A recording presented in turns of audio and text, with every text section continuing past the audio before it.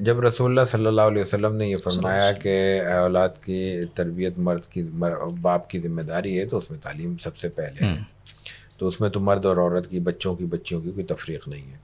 عہد نبوی میں خاص طور پہ ہم دیکھتے ہیں، جیسے میں نے عرض کیا شروع میں، کہ آپ علیہ الصلوۃ والتسلیم سے خواتین نے الگ دن مانگا تو آپ نے ایک دن متعین کر دیا۔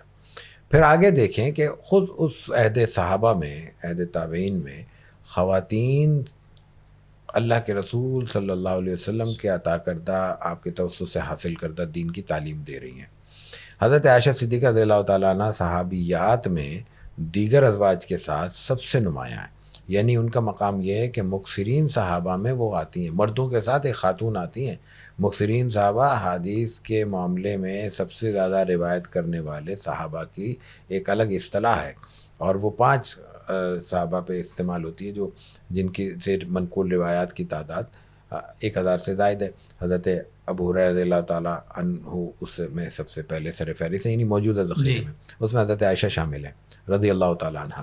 اس کے بعد ایک اور چیز دیکھیں کہ حضرت عائشہ رضی اللہ تعالیٰ عنہ سے پڑھنے والے صرف خواتین نہیں ہیں، مرد بھی ہیں۔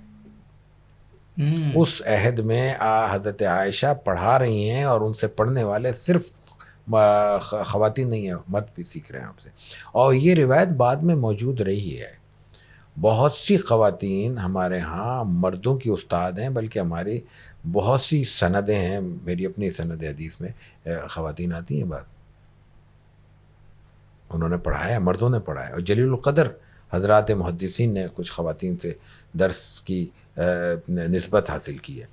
تو یہ 2 چیزیں ہم جب سامنے رکھتے ہیں تو پھر ہمارے پاس 2 نوعیتیں تعلیم کی سامنے آتی ہیں۔ ایک ہے بنیادی لازمی اسلامی تعلیم، اس سے کسی مرد، عورت، بچے، چھوٹے بوڑھے جوان کو محروم نہیں رکھا جا سکتا، یہ شریعت کے بنیادی تقاضوں کے خلاف ہے۔ ایک ہے پھر اس کے بعد سماجی ضرورتوں کے مطابق تعلیم، یہ فرض کفایہ کے درجے میں ہے، اس سے کسی مرد اور عورت کو محروم نہیں کیا جا سکتا۔ اگر پورے طبقے کو محروم کیا جائے گا، یہ فرض کفایہ کے درجے میں پورے معاشرے پر گناہ کا باعث ہوگا۔